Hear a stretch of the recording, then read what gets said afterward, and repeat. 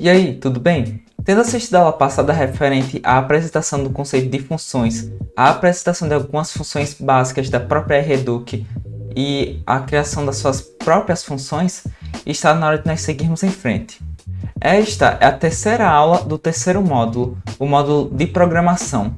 Nesta aula, nós conheceremos as estruturas de repetição da Reduc, os operadores relacionais e os operadores lógicos. Sabendo o que será visto à frente, vamos abrir o ambiente de programação. Agora que nós estamos aqui no ambiente de programação, é interessante nós entendermos o que é uma estrutura de repetição. Elas são basicamente estruturas dentro do código que permitem que um determinado trecho seja lido repetidas vezes, de acordo com a condição que for passada. Então, enquanto sua condição ou condições forem cumpridas, aquele determinado trecho de código será lido repetidamente. Entendendo como funciona uma estrutura de repetição, é hora de nós conhecermos as da própria Reduc. As duas principais estruturas de repetição são a enquanto farei e a farei enquanto, sendo que suas condições ficam entre seus parênteses. Ambas são delimitadas por chaves, que são abertas logo após a sua declaração, e fechadas logo após o trecho de código que visa ser lido repetidamente.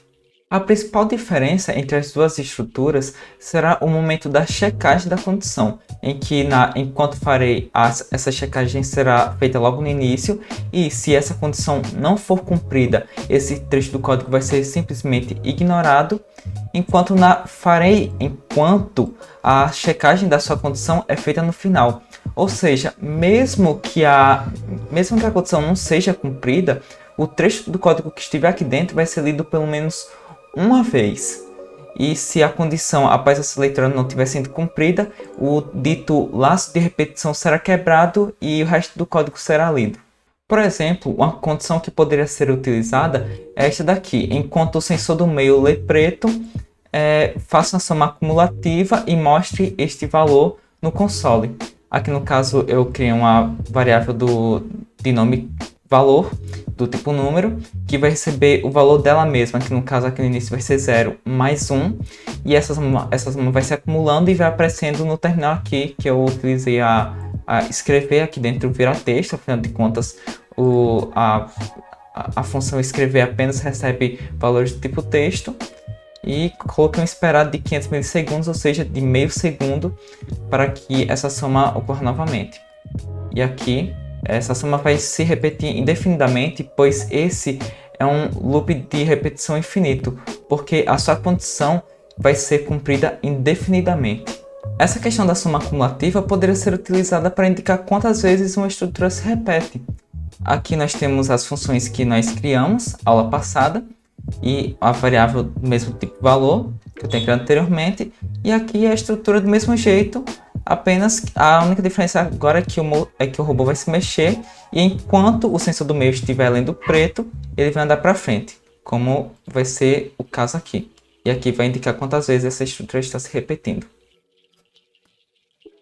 No caso, a estrutura se repetiu 242 vezes, e aqui quando o sensor deixou de ler preto, começou a ler branco, o robô parou. Aqui, utilizando a outra estrutura de repetição, a farei enquanto, mesmo que a condição não se mostre verdadeira, essa estrutura vai se repetir pelo menos uma vez, porque a checagem de sua condição vai ser feita apenas no final. Então, como vocês podem ver, o LR0, que é o sensor do meio, aqui no caso ele está lendo preto, mas mesmo essa condição não sendo verdadeira, vai no painel, no console, vai aparecer 1 pelo menos, porque a checagem vai ser feita apenas no final. Então, eu vou clicar aqui para executar o código, e é exatamente isso. O código foi executado uma vez apenas, porque quando chegou no final daquele trecho de código, a condição foi verificada e ela foi vista como falsa. Então, ela não pode se repetir mais vezes, e o código foi encerrado. Como vocês podem ter observado, algumas vezes nós utilizamos a expressão igual, que aqui significa igual a. Provavelmente vocês viram algo parecido na matemática do colégio, por exemplo, na parte de equações. Aqui a ideia é a mesma. Esse tipo de sinal é chamado de operador relacional, justamente por ele relacionar valores, sejam de textos, de números ou booleanos. A lista completa é a seguinte: O primeiro é o igual a, e cuidado para não confundir ele com o sinal de atribuição, que é o que nós utilizamos para atribuir valores dentro das variáveis.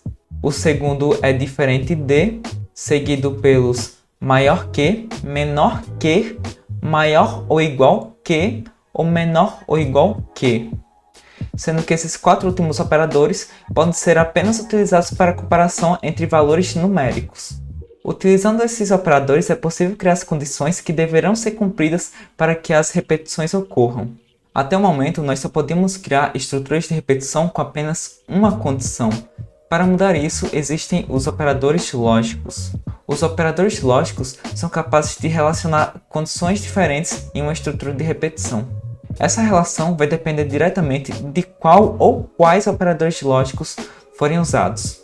Os operadores lógicos são os seguintes: e, que é utilizado para unir duas ou mais condições, ou seja, ele apenas vai apresentar um valor verdadeiro se todas as condições forem cumpridas, ou, que retorna verdadeiro se pelo menos uma das condições for cumprida, e a negação, que serve basicamente para inverter o valor de uma condição, ou seja, se a condição retornar verdadeira e você utilizar um operador lógico de negação, na verdade ela irá retornar falso, e vice-versa. Um exemplo, utilizando os operadores lógicos, é esse daqui, que enquanto o sensor de cor do meio estiver lendo preto e o sensor de ultrassom da frente, que no caso é esse sensor que está aqui em cima, esse sensor roxo de ultrassom, estiver lendo o valor maior do que 0 e menor ou igual a 20, ele irá escrever um texto na tela, que é esse aqui: estou vendo algo na minha frente. Mostrando o código sendo executado, irá acontecer exatamente o que foi proposto. Olhando para os parênteses, é possível ver que eles foram utilizados para separar diferentes partes dos critérios. Na parte das distâncias, foram utilizadas duas condições que, unidas pelo e, irão retornar verdadeiro apenas se ambas forem verdadeiras. Isso porque o sensor de ultrassom, se não tiver nada na frente dele, ou se esse algo que estiver na frente dele estiver muito distante, o valor que ele irá retornar por padrão será -1. Então, utilizando essas duas condições, irá confirmar que está realmente tendo alguma coisa na frente dele, alguma coisa está presente na frente dele, e em uma distância menor do que 20, e que também esteja dentro do alcance do sensor. Se essas duas condições estiverem corretas, ela irá retornar verdadeira. Já a outra parte confirma se o sensor de cor que está no meio está retornando preto.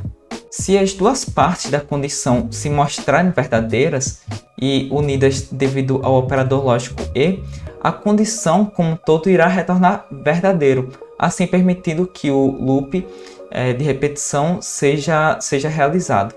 Como esse daqui é um laço de repetição infinito, se você apenas quiser criar um laço de repetição infinito sem ter que pensar muito nisso, você apenas pode vir aqui e escrever verdadeiro, que ele automaticamente irá virar um laço de repetição infinito, ou então simplesmente colocar uma condição mais simples, que sempre irá ser verdadeiro, como por exemplo 1 é maior do que 0. Isso aqui é uma verdade absoluta e ela nunca irá mudar. Para mostrar esse laço de repetição infinita acontecendo, eu vou utilizar uma soma acumulativa e mostrar ela no console. Então, salvar e enviar. E como vocês podem ver, essa soma irá acontecer indefinidamente. Já que os objetivos dessa aula já foram alcançados, está na hora de nós encerrarmos. Eu espero vocês no próximo vídeo.